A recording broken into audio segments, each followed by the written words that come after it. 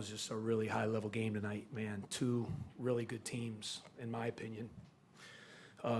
Just going at it. Obviously, Purdue, give them all the credit, for them to go to the line 50 times. Their aggressiveness, that's their physicality makes it really hard. Couldn't have been more proud of our guys. We really fought, if you would have said to me before the game, you're going to be 50 down at the free throw line and boo-boo, he's going to have a shot at the buzzer to win at Mackey, be pretty incredible. I don't know if you guys would have believed me, right? If we're down 50 free throws and we had a shot at the buzzer to win. So showed a lot about our guys to really fight, to hang in there. This is a really tough place to play. Terrific team, well coached, and it's disappointing. We give Purdue credit though in overtime. They really executed well. They're very difficult to play against, and they deserve to win. Chris, right here. That's where you were headed to, was the discrepancy in free throws. On your exit out, is that what provoked a lot of that? I'm not going to go into the officiating. We have great officiating. I just don't know if I've ever seen a box score like that, honestly. I've been, you guys, I don't know, you guys have been doing this too. A lot of you guys have been covering. I don't know if you've ever seen a disparity like that in a Big Ten game, which is like Purdue. Obviously, we're fouling that much. I feel like we're aggressive though too. I felt like, Boo Booey doesn't shoot a free throw in the game. It's kind of crazy, but that's how the game's called. And you got to live with it. That's why I was so proud of my guys. If you're down 50 at the free throw line and you have a shot at the buzzer, so you almost have to play perfect. And so our guys showed a lot of poise. Obviously, this is not many people come in here and win. And there's a reason for that, because they have great teams and this crowd is awesome and such a fun environment to play in. And, it's disappointing because, we had our chances. We just couldn't close the deal. Hey, Chris, one more thing. Your shooters are prolific. They've been that way for quite a while now. Anything that you could have done against Edey other than all three guys trying to get, 15 fouls? Yeah, it was hard, because I thought we were fighting fouls the whole game, and they make it hard, like for us, we have to, he's going to kill us one-on-one. He not only score, but he's going to foul your guys out because he's so good. And, because of their shooting, the way Lance was shooting it, the way Fletch shoots it, obviously Braden is a terrific point guard. They spread you, they put you in kind of jams, where you gotta, what are you gonna do? And we've always kind of taken our chances a little bit with the threes and hope that, knowing they're gonna make some, but hopefully they would miss some. And obviously they made 10 tonight, and that was, Fletcher made, I thought Lance's threes, we had a 5-point lead there in regular. I thought his 3 to cut it to 2 was a huge shot. I think Barnheiser had scored to put us up 5. And they came down, and Lance, so give them credit on that. Look, it's part of the game. Everybody's out there competing, right? That was a high-level game. That was two teams.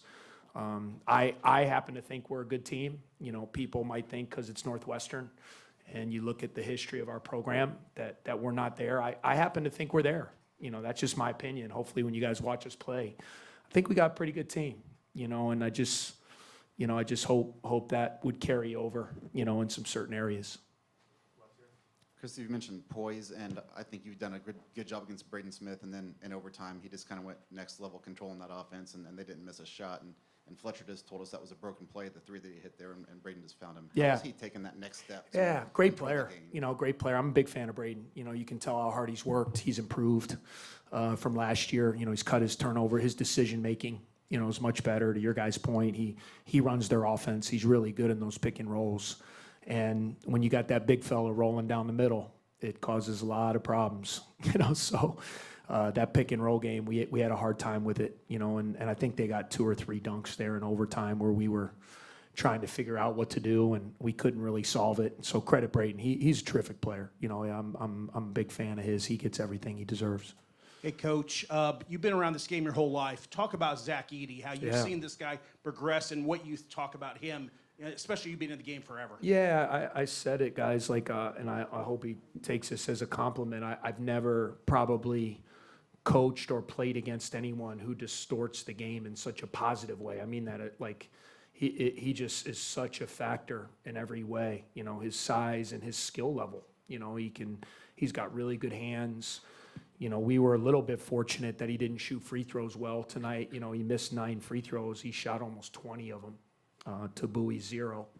But he's a terrific player, and he deserves everything he gets. He's so hard to prepare. You can't simulate him in practice. So you talk about what you want to try to do to simulate, and you can't. And that's a credit to him and how hard he's worked and how this staff has developed him. I mean, he's one of the all-time greats, in my opinion, on the college level. Forget about I hate when people are like, can he play? I mean, I think he's going to be a pro and all those things, but forget about that. Right now, he's a dominant, all-time great college player, and that's a testament to him. Thanks, Coach. Yes. Coach, you guys, or Boo and Ty specifically, combined to make 13 of your 14 three-pointers. Is that the approach Yeah. going in, to have those guys shoot from deep? No, we wanted to drive the ball. We wanted to get in there. I thought we were in the paint a lot. We shot 8 free throws. So we wanted to get into their paint, kind of in our pick and rolls, and then kind of take what the defense gave us. With that, but it just so happened the threes were there, and those guys are good shooters, right? So I mean, we try to play, and depending on what the defense. Obviously, early in the game, they were really trying to take Boo away. They did some good stuff. He didn't really get going early. And to Boo's credit, that's kind of the testament to his maturity, right? He lets the game come to him that first 8 minutes, and that's where Ty and Langborg. I mean, how many times have you guys seen and hear that knockout punch, right, in the first 8 minutes from Purdue with this crowd, 15-0, 16-0, whatever, and then the game's pretty much over. You're running uphill, and we knew that coming in here tonight. Like, that first 8 minutes was going to be huge. And I thought Barry and Langborg's kind of start kind of kept us in the game to withstand that first punch. And then I just thought it was a heck of a game the rest of the way.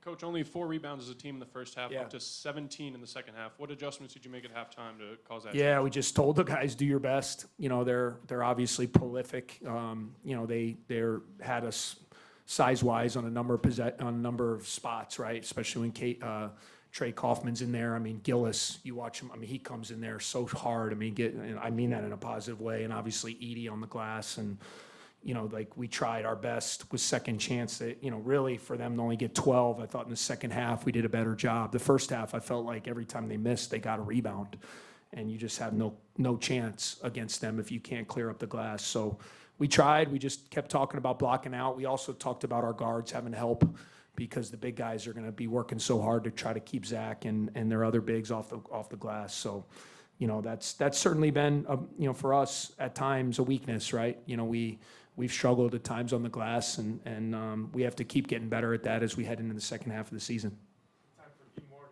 Coach, you guys have been able to keep. I fully forgot my question. I'm sorry, Coach. All right, I still love you. Still my guy. Coach, so Barry and Bowie have 102 points combined in 2 games against Purdue. Do these guys just sense how massive these games are, or is it kind of just an every night thing? Well, I mean, both those guys have been pretty good all year. I mean, Boo's pretty good, in my opinion. Pretty much every night he's been pretty consistent. And Ty has really emerged this year. I've been proud of his development. He's really shot the ball well. He's made better decisions. He's been consistently, he showed flashes in his career, but this year he's really come forward and been a consistent guy, which, is so big for us because there's a lot of pressure on Boo, and we need those other guys. We need Ty, we need Brooks, and we need Langborg. We need those guys to really complement them, and all those guys, we're in double figures, and Martinelli as well. So, we're figuring ourselves out. We're halfway through the league.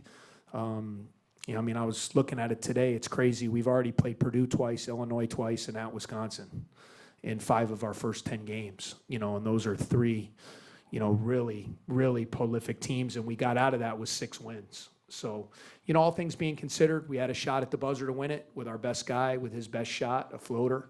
It didn't go in. We lost a tough game in overtime, but a lot to be proud of with our group as we head into the second half. No, I got it. Yeah. Coach, you guys throughout the season, you've always said you want to let Boo be Boo and not call a timeout in those final possession types. Was that the plan for this for this end of clock as well before Lance committed the foul, and then you Yeah, decided to. yeah, we were going to let it play it out because you saw what we drew up, right? We wanted to give him space and let him go. And so, a lot of times I feel like when your best player has the ball and then the other team can't sub, they can't set their defense. So we were going to play it out, give them credit. They had a foul to give. How did they have a foul to give with all the fouls called in that game? They had a foul to give? Ooh. But they had a foul to give, and they took it. And that was smart coaching. But then we set up a play. We knew we had 6 seconds. It was plenty of time.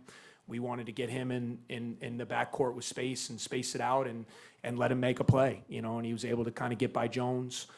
A little bit of contact there, and he got by him and got to his floater. Just didn't go in tonight. All right, thank you, guys.